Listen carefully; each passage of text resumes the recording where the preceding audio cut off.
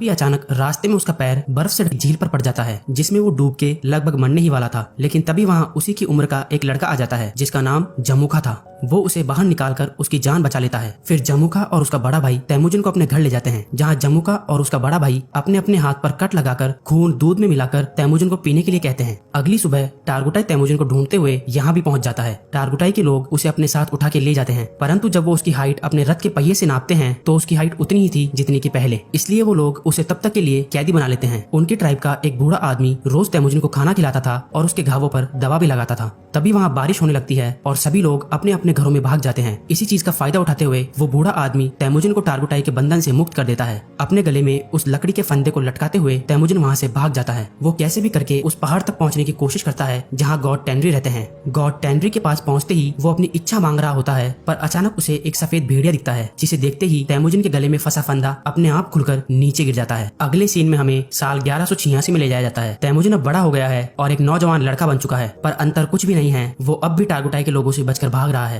तभी एक दिन वो उसे ढूंढ ही लेते हैं और वापस उसे उसी लकड़ी के फंदे से बांध देते हैं जिससे उसे बचपन में बांधा गया था। टारगुटाई उसे तड़पा तड़पा कर मारना चाहता था, पर तैमुजिन ऐसा कुछ भी करने से मना कर देता है और खुशी खुशी मरने के लिए तैयार हो जाता है। फिर हम देखते हैं कि वो बूढ़ा आदमी अभी तक जिंदा है और वो उसे पानी पिलाता है। उसी दिन रात को जब सब लोग अपने अपने कामों में व्यस्त थे, तभी टारगुटाई तैमुजिन से बात करने आता है। इससे बढ़िया मौका दोबारा नहीं मिलेगा, ये सोचकर तैमुजिन उसी लकड़ी के फंदे से उसे मारकर वहाँ से फरार हो जाता है। अब वो खान बनने के लिए बिल्कुल तैयार था। पहले वो अपनी बचपन की वाइफ बोटे से मिलने जाता है। बोटे अब बड़ी हो चुकी थी और खूबसूरत भी। तैमुजिन बोटे को वहाँ से लेकर अपनी माँ और बहन के पास जाता है। दोनों उन्हें देखकर बहुत खुश होती है। कई दिनों तक अब वो अपनी जिंदगी सुखी होकर जीते हैं। पर संकट एक दिन आ ही जाता है जब इन लोगों पर मरकीट ट्राइब के लोग हमला कर देते हैं। कई सालों पहले तैमुजिन के पिता ने इस मरकीट ट्राइब के खान की मां को किडनैप किया था। इसी बदले की आग को बुझाने के लिए वो लोग अब यहाँ बोटे को किडनैप करने आए थे। तैमुजिन और बोटे वहाँ से भागने की पूरी कोशिश करते हैं। मरकीट खान बोटे को अपनी वाइफ बनाना चाहता है, इसीलिए वो उसे किडनैप कर लेता है। अब वहीं दूसरी तरफ तैमुजिन अपनी वाइफ को वापस लाने की कसम खा लेता है, लेकिन वो अकेला ही ये काम करने के लिए काफी नहीं था। इसलिए वो अपने खून वाले भाई जमुखा के पास जाता है और उससे मदद मांगता है, क्योंकि जमुखा भी अब एक दमदार ट्राइब का खान बन चुका था। जमुखा हमला करने के लिए तैयार था, लेकिन वो 1 साल का समय मांगता है। धीरे धीरे करके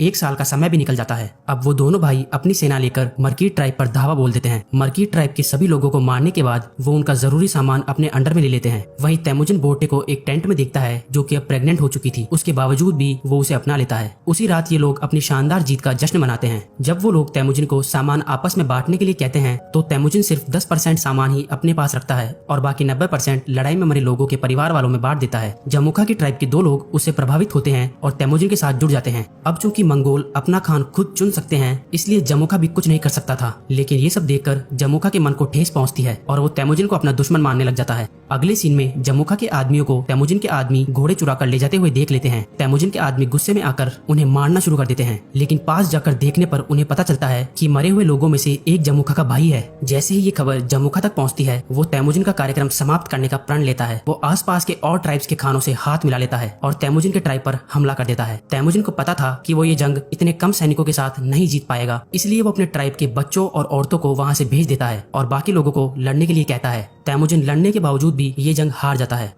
वो तैमुजिन को गिड़गिड़ाते हुए देखना चाहता था, इसलिए वो उसे किसी और ट्राइब के लोगों को बेच देता है, जो कि बहुत दूर तक उसे रेगिस्तान में पैदल चलवाते हैं। बहुत दूर तक चलने के बाद वो लोग एक शहर में पहुंच जाते हैं जहां टेंगुट डायनेस्टी का राज था। वो तैमुजिन को जमीन पर बिठाते हैं ताकि दूसरे लोग उसे खरीद सके। एक दिन इस डायनेस्टी का राजा इसी बाजार में आया हुआ था और तैमुजिन को देखने के बाद वो उसे खरीदने के लिए राजी हो जाता है, लेकिन राजा के लोग उसे तैमुजिन को खरीदने से मना करते हैं, परंतु फिर भी वो तैमुजिन को खरीद लेता है। अगले सीन में वो तैमुजिन को एक काल कोठरी में कैद करते हैं जो कि शहर के बीचों बीच थी, ताकि जो लोग वहाँ से गुजरे वो उसे देखकर जोर जोर से हंस सके। इस काल कोठरी में रोज एक मॉन्क आता था जो तैमुजिन से माफी मांगता था। एक दिन तैमुजिन बुद्धिस्ट मॉन्क के सामने एक शर्त रखता है कि अगर तुम मेरी पत्नी को ढूंढोगे तो मैं भविष्य में इस गाँव को बिल्कुल भी नुकसान नहीं पहुँचाऊंगा। इसके बाद वो बुद्धिस्ट मॉन्क रेगिस्तान के रास्ते से होते हुए बोटे को ढूंढने निकल जाता है, लेकिन क्योंकि बुद्धिस्ट मॉन्क बूढ़ा था और गर्मी भी तेज थी, जिसके कारण वो मर जाता है। जब बोटे वहाँ से गुजर रही थी तो उसे बुद्धिस्ट मॉन्क के पास से वही नेकलेस मिलता है जो उसे तैमुजिन ने दिया था और वो समझ जाती है कि तैमुजिन अभी भी जिंदा है। ये देखते ही वो शहर की ओर निकल जाती है, जहाँ वो देखती है कि तैमुजिन एक पिंजरे में कैद है। जैसे ही रात होती है, बोटे वहाँ के एक सिपाही को रिश्वत देकर तैमुजिन को वहाँ से भगा ले जाती है।